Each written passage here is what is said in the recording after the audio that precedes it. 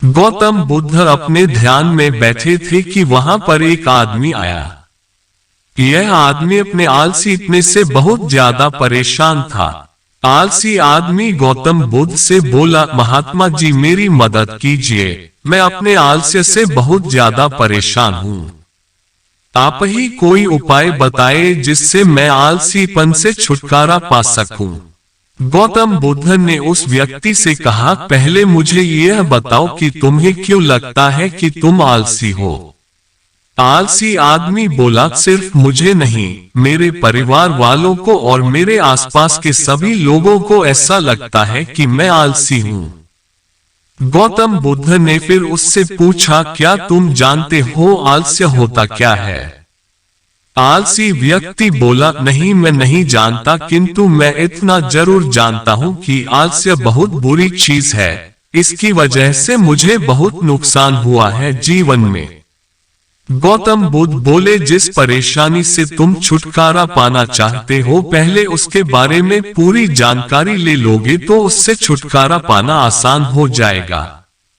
आलसी व्यक्ति बोला, भगवान इतनी बुद्धि तो मुझ में नहीं है, आप ही मुझे इस समस्या के बारे में जानकारी दीजिए।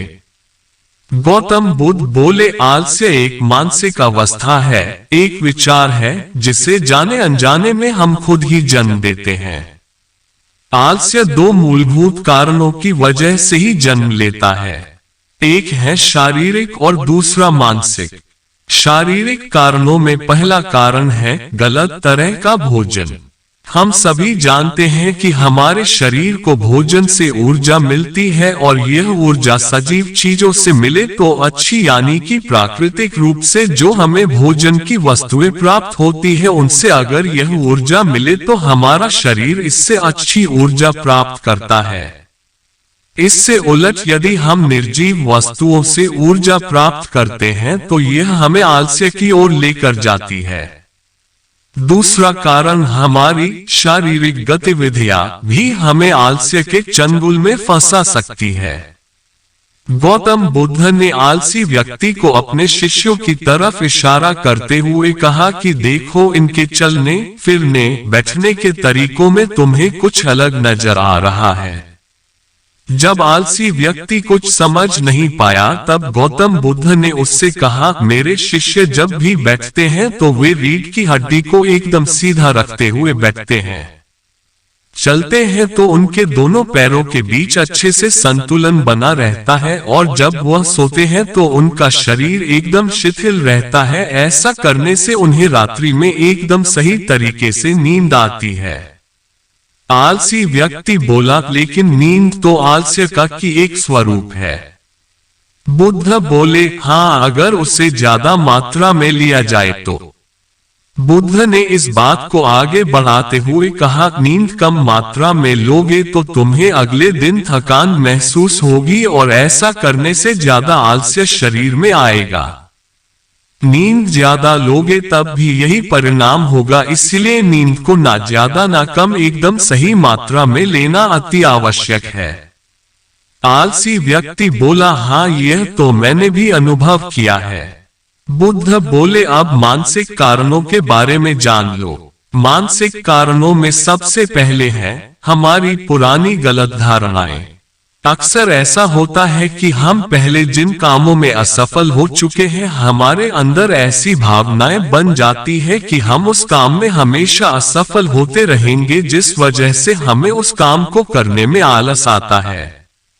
ऐसी धारणाओं से छुटकारा पाने का एकमात्र उपाय यह है कि हमें अपने मन को यह समझाना चाहिए कि पिछली बार हम जब उस काम में असफल हुए थे तो हम उसके बारे में जितना जानते थे, अब हम उस काम के बारे में उससे ज्यादा जानते हैं, क्योंकि असफल होने के बाद हम उससे काफी कुछ सीखे भी है। बुद्ध बोले, दूसरा कारण है आलसी और कामचोर लोगों की संगत। कई बार ऐसा होता है कि हम आलसी नहीं होते, मगर जिनके साथ हम रहते हैं हम उन जैसे बनने लगते हैं। इससे छुटकारा पाने का उपाय बहुत सरल है, कामचोर और आलसी व्यक्तियों से दूर रहो। ऐसे व्यक्तियों की संगत में रहो जो अपने काम को बड़ी लगन से करते हैं और तुम्हें कुछ सिखा पाए। गौतम बुद्ध ने तीसरा कारण बताते हुए कहा, यह कारण आलस्य के लिए सबसे बड़ा कारण है। काम को कल पर टालते रहना। यह कारण इतना शक्तिशाली है कि किसी भी व्यक्ति को बर्बाद कर सकता है। इससे बचने का सबसे आसान उपाय यह है कि जो काम जितनी जल्दी संभव हो उतनी जल्दी कर दिया जाए। गौतम बुद्ध ने आलसी व्यक्ति से एक सवाल पूछा, मान लो तुम किसी रेगिस्तान में फंस गए हो और तुम्हें प्यास लगी है तो तुम क्या करोगे? आलसी व्यक्ति बोला, मैं जल्दी ही रेगिस्तान के आसपास कोई गांव की तलाश करूंगा या ऐसी जगह की तलाश करूंगा जहां पर मुझे पानी मिल सके। गौतम बुद्ध बोले, अगर तुम्हें काफी देर ढूंढने पर भी पानी ना मिले तब तुम क्या करोगे? आलसी व्यक्ति बोला, मैं तब भी अपनी तलाश जारी रखूंगा क्योंकि ऐसी परिस्थिति में मेरे पास कोई और दूसरा विकल्प तो होगा ही नहीं। गौतम बुद्ध बोले, बिल्कुल सही, और यही है मानसिक स्तर पर आलस्य का चौथा कारण, किसी भी निश्चित लक्ष्य का न होना। यह भी आलस की ओर लेकर जाता है। अब सुनो पांचवें कारण के बारे में। गौतम बुद्ध बोले, सोचो कि तुम्हारे पास काफी सारे सोने के दागिने हैं जो तुम्हें एक जगह से दूसरी जगह लेकर जाना है। तुम चलते चलते थक जाते हो और किसी पेड़ के नीचे बैठ जाते हो और तभी तुम्हें दूर से तुम्हारी तरफ दौड़कर आ रहे डाकू दिखाई देते हैं।